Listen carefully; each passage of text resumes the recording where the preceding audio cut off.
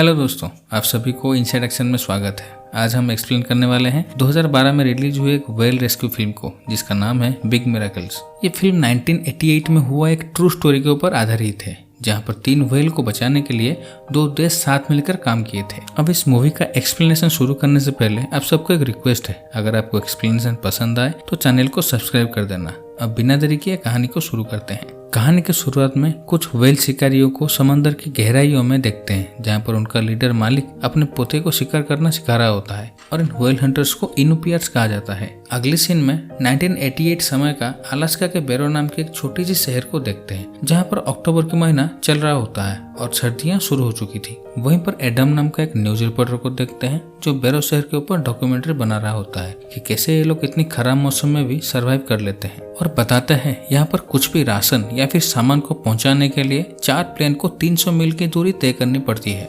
जबकि एडम के काम यहाँ पर खत्म हो चुका था, इसलिए वो वापस अपने शहर को लौटने वाला था। वहीं पर एडम का एक लोकल बच्चे से दोस्ती होती है और उसका नाम नाथन था, जिसको हम मूवी के शुरुआत में देखे थे। यहाँ पर नाथन एडम से कहता है, तुम मुझसे वादा किए थे कि तुम जाने से पहले मेरे कजन का ट्रिक वीडियो शूट करोगे। पहले तो एडम मना करता है, पर नाथन की जीत की वजह से मान जाता है। उसके बाद एडम उस लड़के का वीडियो शूट करता है, जो कि बहुत ही खराब ट्रिक कर रहा था। पर तभी एडम कुछ नोटिस करता है कि कुछ व्हेल्स बर्फ की सतह से सांस ले रहे थे। दूसरी तरफ देखते हैं, अलास्का में ऑयल ड्रिलिंग का ऑक्शन हो रहा था, जहां पर मिस्टर मैक के हाई स्पीड की वजह से उनको ऑयल ड्रिलिंग का लीज मिल जाता है। पर तभी रिचल नाम की एक लड़की उनकी विरोध करती है, क्योंकि समंदर के अंदर ऑयल ड्रिलिंग करने की वजह से एनवायरमेंट और समंदर में रहने वाले जीवों को बहुत तकलीफ होती है, और खास करके वहाँ पर रहने वाले व्हेल्स की जान जा सकती है। यहाँ पर रिचल ग्रीन पीस नाम का एक कंपनी का वॉलंटियर होती है, जो वाइल्ड लाइफ जानवरों को बचाने के लिए कुछ भी कर सकती है। अब प्रोटेस्ट करने पर रिचल को वहाँ से निकाल दिया जाता है। इस तरफ एडम वहाँ का कुछ लोगों को लेकर व्हेल्स के पास पहुँचता है, तो देखता है वहाँ पर व्हेल्स की पूरी फैमिली फंसी हुई थी, जहाँ पर एक मेल, एक फीमेल और एक बेबी व्हेल फंसे हुए थे। वहीं पर एडम रिकॉर्डिंग करने लगता है, तो उसे पता चलता है कि यहाँ से खुली समुद्र 5 मील दूर है और व्हेल्स इतना दूर बिना सांस लिए नहीं जा सकते थे, जबकि हर तरफ बर्फ की मोटी परत से ढकी हुई थी। उनमें से एक आदमी कहता है कि वो व्हेल्स इसीलिए बार बार ऊपर आ रहे हैं ताकि उस होल को जमने से रोक सके। वैसे भी 3 दिन के अंदर ठंड बहुत ज्यादा बढ़ने वाला है, और जब ये होल्स जम जाएंगे तो सारे व्हेल्स डूब के मर जाएंगे।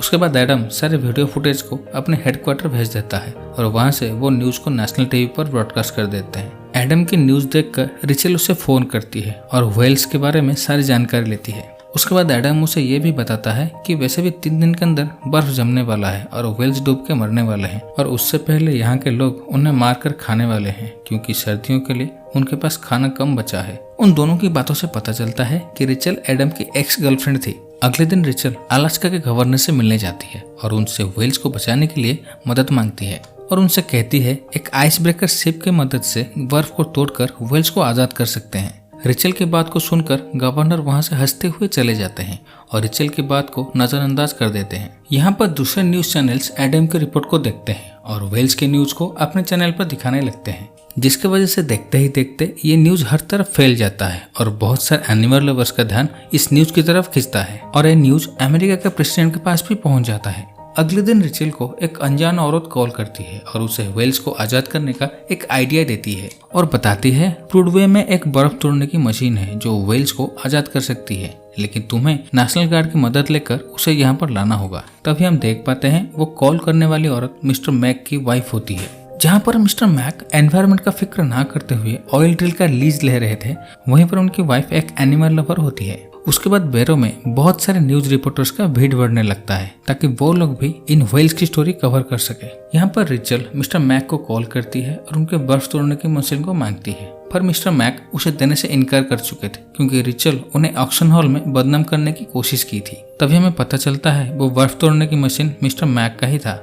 लेकिन मिस्टर मैक का वाइफ उन्हें कहती है अभी पूरा दुनिया का नजर व्हेल्स को रेस्क्यू करने में है। अगर अभी हम हमारा मशीन उस लड़की को देख के व्हेल की मदद कर सकते हैं तो तुम्हारा अगले इलेक्शन के लिए सपोर्ट और वोट मिल जाएगा।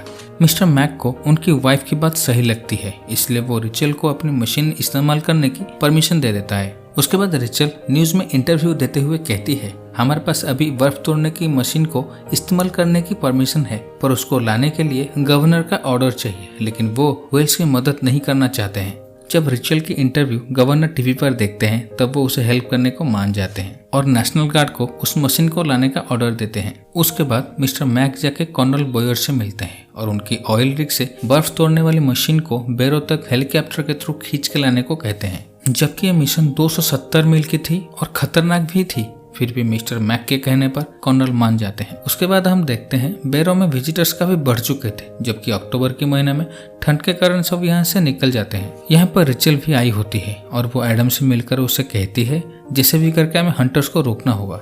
व्हेल्स के कारण बैरो में इतनी भीड़ थी कि होटल्स का दाम आसमान छू रहे थे। उसके बाद एडम मालिक से मिलने जाता है और उसे समझाता है कि यहाँ पर बहुत सारे लोग हैं जो तुम्हारे इस हालत में जिंदा रहने की लड़ाई को नहीं समझते हैं। एक्चुअली एडम उसे समझाने की कोशिश करता है कि इतने लोगों के सामने अगर तुम व्हेल्स को मारोगे तो सब लोग तुम्हारे खिलाफ हो सकते हैं, क्योंकि व्हेल्स को बचाने की खबर अब दुनिया भर में फैल चुका है और वैसे भी टीवी के जरिए व्हेल्स को मारने की खबर सबको मिल जाएगा। लेकिन मालिक उसे वहां से जाने को कहता है, पर कहीं ना कहीं एडम की बात वो समझ चुका था। नेक्स्ट सीन में देखते हैं रिचल और वहाँ के स्थानीय लोग जिनको इनुपियट्स कहा जाता है, उनके बीच में व्हेल्स को लेकर बहस होने लगी है। जहाँ पर रिचल व्हेल्स को मारने से मना कर रही थी, वहीं पर वो लोग उसकी बातों पर राजी नहीं हो रहे थे। तभी मालिक वहीं पर आता है और उसके साथियों को समझाता है कि अगर हम लोग उन सबके सामने व्हेल्स को मारेंगे तो शायद वो हमसे हमारा शिकार करने का अधिकार छीन सकते हैं और तभी वो लोग हमारा परिस्थिति को नहीं देखेंगे तो सिर्फ खून। मालिक के बात सुनकर उसके साथी मान जाते हैं और सब मिलके व्हेल्स को बचाने के मिशन में शामिल हो जाते हैं। अगले दिन मालिक अपने साथियों को लेकर व्हेल्स के पास जाता है और जिस होल से व्हेल्स सांस ले रहे थे उसको काट के बड़ा करता है ताकि व्हेल्स आसानी से सांस ले सके। तभी वहीं पर रिचल आती है और उन व्हेल्स को इतने नजदीक से देखकर बहुत खुश होती है। उसके बाद वो सीधा जाके मालिक से मिलती है तो मालिक उसे बताता है कि बेबी व्हेल को शायद कुछ प्रॉब्लम है क्योंकि वो ठीक से तैर नहीं पा रहा है। तो रिचल पूछती है कोई नीचे जाके पता करने की कोशिश किया? तभी एक आदमी कहता है नीचे कोई भी नहीं जाएगा क्योंकि नीचे जाना एक सुसाइड होगा। वहीं पर उन्हें एक और प्रॉब्लम के बारे में पता चलता है कि जहां पर बर्फ की सतह खत्म हो रहा है वहां पर एक और बर्फ का चट्टान खड़ी हो चुकी है जो धीरे धीरे और मजबूत होते जा रहा है। इस तरफ एडम देखता है रिचल स्विम सूट पहनकर नीचे जाने को तैयार थी ताकि वो प्रॉब्लम के बारे में पता कर सके, पर एडम उसे रोकने की बहुत कोशिश करता है और उसे नीचे जाने से मना करता है, पर वो उसका एक भी नहीं सुनती। रिचल पानी में जाके देखती है बेबी व्हेल को उसकी माँ सतह पर आने की मदद कर रही थी ताकि वो सांस ले सके। तभी रिचल देखती है बेबी व्हेल की पूंछ एक नेट से फंसी हुई है। उसके बाद वो उस नेट को काट कर बेबी व्हेल को आजाद कर देती है, जिसकी वजह से वो बेबी व्हेल खुशी से तैरने लगता है। उसके बाद वो ऊपर आ जाती है और नेट को दिखा के उसकी वजह बताती है। दूसरी तरफ देखते हैं कर्नल अपने टीम के साथ मिलकर उस मशीन को खींचकर अपनी मंजिल की तरफ बढ़ रहे थे।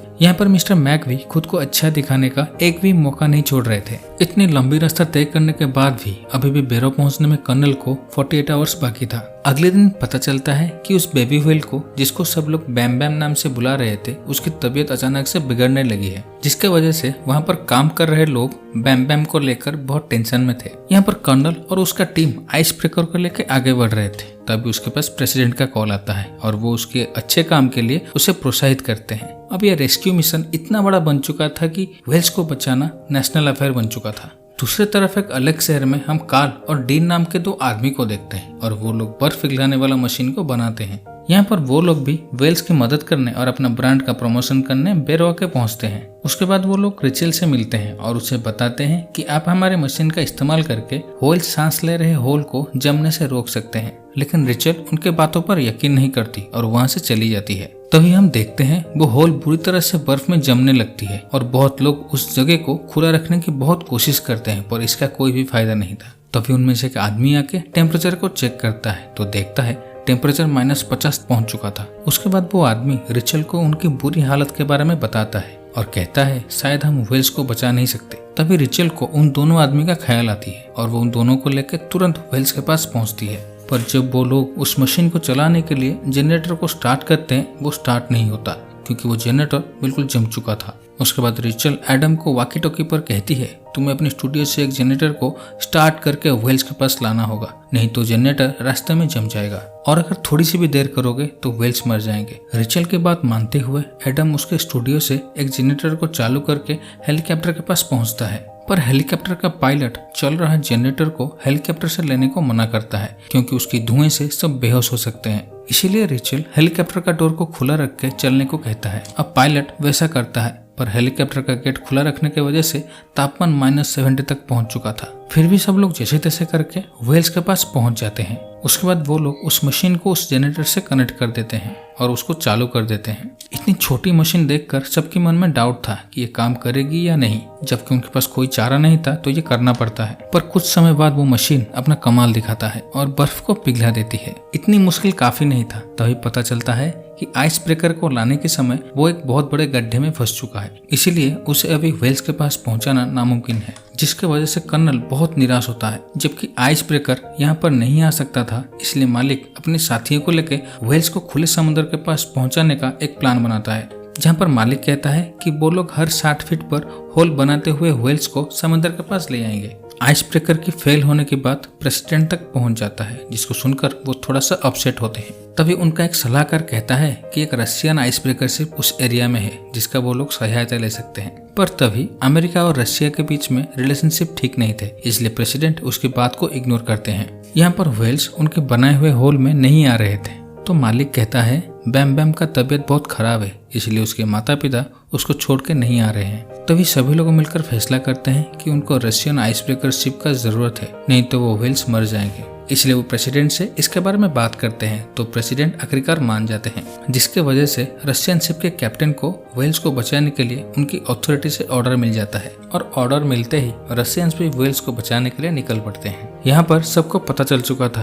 कि रशियन आइस ब्रेकर शिप एक दिन में पहुंचने वाला है, इसलिए सब लोग व्हेल्स को बचाने के काम में जुट जाते हैं। तभी रिचेल देखती है 2 व्हेल्स उनके बनाए हुए रास्ते पर बढ़ने लगते हैं, जिसे देखकर वो बहुत खुश हो जाती है। पर बैम बैम का कोई पता नहीं चल पा रहा था, इसलिए रिचेल बहुत देर तक उसकी सतह पर आने की वेट करती है। लेकिन बैम बैम बहुत देर तक सतह पर नहीं आ रहा था, तो मालिक समझ जाता है कि बैम बैम अब मर चुका है। जब मालिक रिचेल को बैम बैम के बारे में बताता है तो वो बिल्कुल टूट जाती है और बहुत रोने लगती है। तभी हम देखते हैं मालिक बैम बैम को अंतिम विदाई देते हुए प्रार्थना करता है और वहीं पर एक दुख का माहौल छा जाता है। बैम बैम की मौत का खबर सबको बहुत इमोशनल कर देता है, जिसकी वजह से बैरो में स्कूल, दुकान सब कुछ बंद करके लोग व्हेल्स की मदद करने के लिए निकल पड़ते हैं। सबके एक साथ मदद करने पर वो लोग एक दिन में 425 होल बना चुके थे और अपनी मंजिल तक भी पहुंच चुके थे। तभी रशिया का आइस ब्रेकर शिप वहीं पर पहुंच चुका था, जिसे देखकर रिचेल और वहां पर खड़े सारे लोग बहुत खुश हो जाते हैं। यहाँ पर शिप में कैप्टन इतनी बड़ी बर्फ का चट्टान देखकर हैरान था, फिर भी वो लोग शिप का फिक्र ना करते हुए आगे बढ़ते हैं। पहली कोशिश में वो बर्फ का दीवार नहीं टूटता, इसलिए कैप्टन फिर से कोशिश करने का डिसाइड करते हैं। इसलिए वो सारे लोगों को सामने से हटने को कहते हैं और दोबारा कोशिश करते हैं। इस बार वो पूरी रफ्तार के साथ कोशिश करते हैं, लेकिन इस बार बर्फ के चट्टान में सिर्फ दरार आ चुका था, लेकिन वो टूटा नहीं था। पर इसके आवाज से व्हेल डर जाते हैं और पीछे की तरफ तैरने लगते हैं। लेकिन प्रॉब्लम इस बात की थी कि पुराने होल्स पूरी तरह से जम चुके थे, इसलिए रिचेल घबराने लगती है और उनके पीछे भागने लगती है। वहीं पर हम देखते हैं व्हेल्स भी सतह पर आकर सांस लेने की कोशिश करते हैं, पर इसका कोई भी फायदा नहीं था क्योंकि वो सारे होल्स जम चुके थे। इस तरफ शिप को थोड़ी बहुत डैमेज होने के बावजूद भी वो लोग आखिरी बार एक कोशिश करते हैं और इस बार पूरी रफ्तार के साथ बर्फ के दीवार को टक्कर मारते हैं और कामयाब भी होते हैं। जब वो लोग उस शिप को पीछे हटाते हैं तो देखते हैं व्हेल्स के लिए एक बहुत बड़ा रास्ता बन चुका था। उसके बाद सब लोग वहां पर जाके व्हेल्स का इंतजार करते हैं, पर बहुत समय तक व्हेल्स बाहर नहीं आ रहे थे, जिसके वजह से वहां पर खड़े सारे लोग बहुत टेंशन में आ चुके थे और उनके साथ शिप में खड़े लोग भी। तभी दोनों व्हेल्स पानी से निकलकर सबके सामने छलांग लगाते हैं, जिसे देखकर सब लोग बहुत खुश हो जाते हैं और हर तरफ खुशी झलकने लगती है। और यहाँ पर सबसे ज्यादा खुश रिचेल होती है। उसके बाद वो व्हेल्स समंदर की गहराइयों में चले जाते हैं और इसी के साथ ये शानदार कहानी यहीं पर खत्म होती है। तो दोस्तों, आपको ये मूवी कैसी लगी कमेंट करके जरूर बताइएगा, और अगर आपको एक्सप्लेनेशन पसंद आया हो तो चैनल को सब्सक्राइब कीजिएगा। तब तक के लिए मिलता हूँ आपसे अगले वीडियो में। Take care. और हाँ, लेटेस्ट मूवी का लिंक आपको डिस्क्रिप्शन बॉक्स में मिल जाएगी, तो देखना ना भूलें।